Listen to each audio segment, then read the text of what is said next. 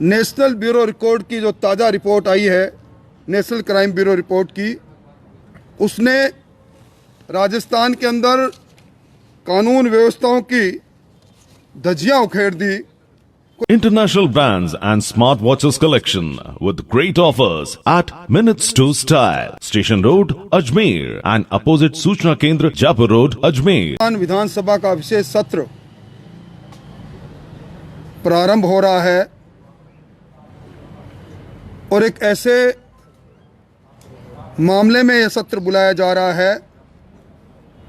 जो एक तरह से संविधान के संघवाद के विरुद्ध में है। संवैधानिक परंपराओं को और संविधान में प्रदत्त अधिकार नहीं होते हुए भी राजस्थान की सरकार केंद्र सरकार से जुड़े, केंद्र सरकार द्वारा पारित कृषि व्यापार से जुड़े 3 कानून जो 24 सितंबर को महामहिम राष्ट्रपति महोदय के हस्ताक्षर के बाद देश में प्रचारित हो गए हैं, उनके निरसन के लिए ये विशेष सत्र बुला रहे हैं। राजस्थान विधानसभा का विशेष सत्र निश्चित तौर पर आहूत होना चाहिए, पर आहूत इस बात को लेकर होना चाहिए कि इस बार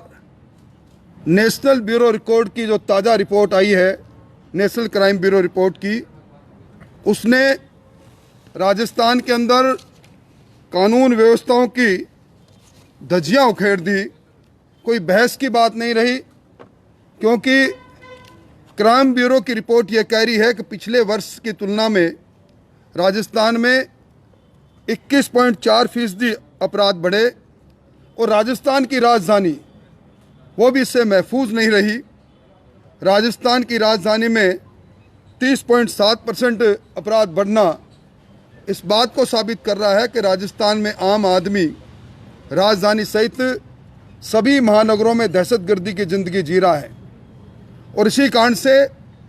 नगर निगम के चुनाव जिसका अंतिम चरण प्रारंभ हो रहा है, में पहली बार राजस्थान के 3 महानगरों में जिसका चुनाव जीतने के लिए कांग्रेस पार्टी ने, कांग्रेस सरकार ने बेतरबा तरीके से बिना मापदंड के, बिना मानदंड के 2 भागों में शहरों के नगर निकाय को विभाजित किया, में पहली बार कानून व्यवस्था का एक मुद्दा रहा। 1 वर्ष से समय से वहाँ प्रशासक लगाकर भी कांग्रेस पार्टी तमाम हथकंडे अपनाने के बाद भी नगर निगम के चुनावों में बड़ी पराजय की ओर बढ़ रही है। ये पहली बार हुआ कि कांग्रेस का संगठन प्रदेश स्तर से लेकर नीचे ब्लॉक स्तर पर नदारद रहा। संगठन एक तरह से बना नहीं और चुने हुए विधायकों ने अपने पूरे वर्चस्व को बनाने के लिए मजबूर कर दिया कांग्रेस सरकार को उनके कहने पर वो टिकट का वितरण करें। राजस्थान के अंदर जिस प्रकार कानून व्यवस्था की जर्जर स्थिति बनी हुई है, उसी प्रकार अभी सेंटर फॉर मॉनिटरिंग इंडिया का जो ताज़ा सर्वेक्षण आया है, उसमें पूरे देश में 15.3% बेरोजगारी राजस्थान में है। 3500 रुपये प्रति महीने का बेरोजगारी भत्ता देने की मर्ग मरीचिका दिखाने वाली सरकार ने, जहां 27 लोग बेरोजगार इसके पात्र थे मापदंड के अनुसार 10+2 करने के पश्चात जो 2 साल तक बेरोजगार हैं, उनकी संख्या 27 लाख के लगभग है। उनको धत्ता बताकर सिर्फ 68,000 बेरोजगारों को 3500 रुपये भत्ता देना प्रारंभ किया, वो भी पिछले 3 महीने से लगभग बंद की ओर है। अभी मुख्यमंत्री जी के आर्थिक सलाहकार परिषद में की पहली बैठक हुई। आयोजना सचिव सिद्धार्थ महाजन ने आंकड़ों के साथ ये कहा कि राज्य सरकार का कुल राजस्व का 108% वेतन, पेंशन और लिए गए कर्जे की ब्याज की अदायगी में जा रहा है।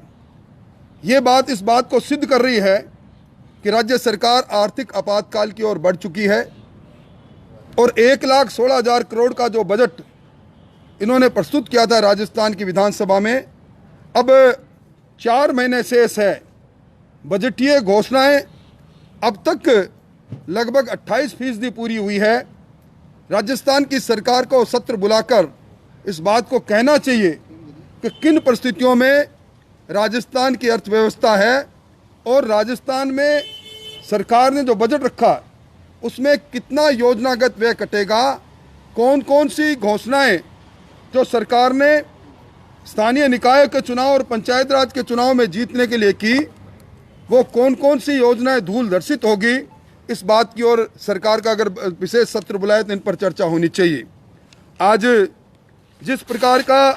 राजस्थान के अंदर हाल हुआ है, राजस्थान में प्रतिदिन 92 हमारी बहनें बेटियां किसी न किसी उत्पीड़न का शिकार होती है और राजस्थान के अंदर महिला अपराध में गत वर्ष से 49.11% बढ़कर देश में दूसरे स्थान पर आ गया। और तो और बच्चों के प्रति अपराध जो एक वर्ष में 43.4% की बढ़ोतरी हुई है, जो राष्ट्रीय औसत से 9 गुना ज़्यादा है। आज राजस्थान के अंदर जिस प्रकार का माहौल बना हुआ है, अभी 2 दिन पहले ही लोहावट की वो घटना जिसमें न्यायालय के स्थगन के पश्चात जमीन पर ट्यूबवेल बनाना प्रारंभ हो गया। अपराधियों के गिरोह ने चतुराम नाम के किसान पर हमला कर दिया। उसने गुहार की कि मुझ पर हमला हो रहा है, मेरे सामने बदमाश खड़े हैं। सुरक्षा के लिए पुलिस को उसने गुहार की और पुलिस नहीं आई, बोले पहले आकर FIR दर्ज कराओ, और कुछ ही समय बाद उसकी हत्या कर दी गई। इससे बड़ा दुर्भाग्य कुछ हो नहीं सकता। अभी अभी हमने पहला मामला देखा, सत्तारूढ़ दल के विधायक को मोहना इलाके के आनंद में हुई हत्या में चाकसू विधायक वेद प्रकाश सोलंकी को धरने पर बैठना पड़ा। और इस प्रकार की घटनाएं जो बीकानेर में हुई, व्यापारी को गोली मारकर हत्या कर दी, शाहपुरा में व्यापारी को लूटा गया, गोली मार दी गई, अलवर में सैलरी मांगने वाले दलित को जिंदा जला दिया गया। ये सारी बातें और तो और कांग्रेस के वरिष्ठ नेता जो विधायक थे नाथूराम जी सनोदिया के बेटे भंवर सनोदिया को की हत्या में जो चश्मदीद गवाह थे भागचंद, उसकी सरेआम हत्या कर दी। यानी कुल मिलाकर राजस्थान के अंदर जिस प्रकार की हालात है, अपराध की ऐसगा बन चुका है प्रदेश और विकास के काम रुके हुए हैं, आर्थिक आपातकाल की ओर बढ़ रहा है।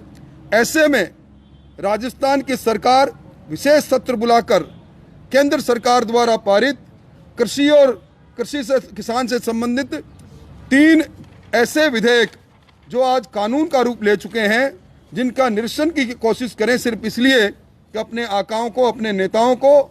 राहुल गांधी और सोनिया गांधी को खुश करने के लिए करें। मैं समझता हूं इससे बड़ा दुर्भाग्य कुछ हो नहीं सकता।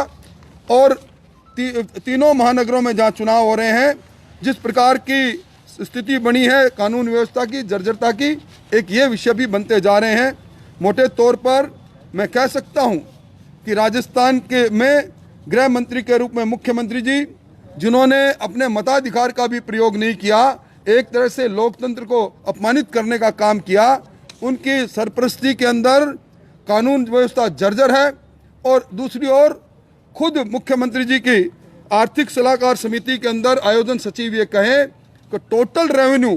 Tax revenue plus non tax revenue, total revenue का 108% सिर्फ सैलरी, पेंशन और इंटरेस्ट में जाया हो रहा है। ये सिद्ध कर रहा है कि विकास की कोई संभावनाएं दूर दूर तक नहीं। और जिस प्रकार की दहशतगर्दी जयपुर के अंदर पुलिस के द्वारा कल मतदान के समय में की गई और हमारे पूर्व अध्यक्ष अरुण जी चतुर्वेदी को धरने पर बैठना पड़ा, और जिस प्रकार सरकारी मशीनरी का दुरुपयोग किया गया, उसके पश्चात भी कांग्रेस पार्टी अपने मंसूबे पर अपना मंसूबे पूरा नहीं कर पाएगी और आम आदमी इस शासन व्यवस्था से त्रस्त है। मोटे तौर पर यही मुझे बात कहनी है। बाकी पंचायत राज संस्थाओं के चुनाव के अंदर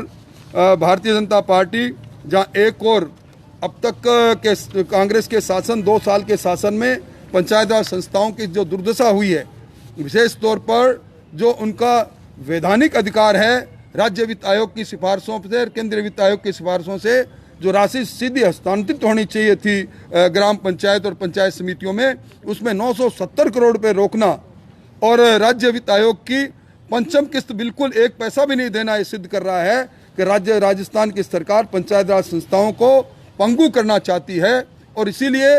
इस डर से मंथन चिंतन में लगी रहती है कि बिना चुनाव, बिना निशान के पंचायत संस्थाओं, पंचायत समिति के सदस्य और जिला परिषद के सदस्यों के चुनाव कराएं या नहीं कराएं। भयक्रांत है आने वाले चुनाव से राजस्थान की सरकार, जो हर वर्ग, हर क्षेत्र में विफल साबित हुई है।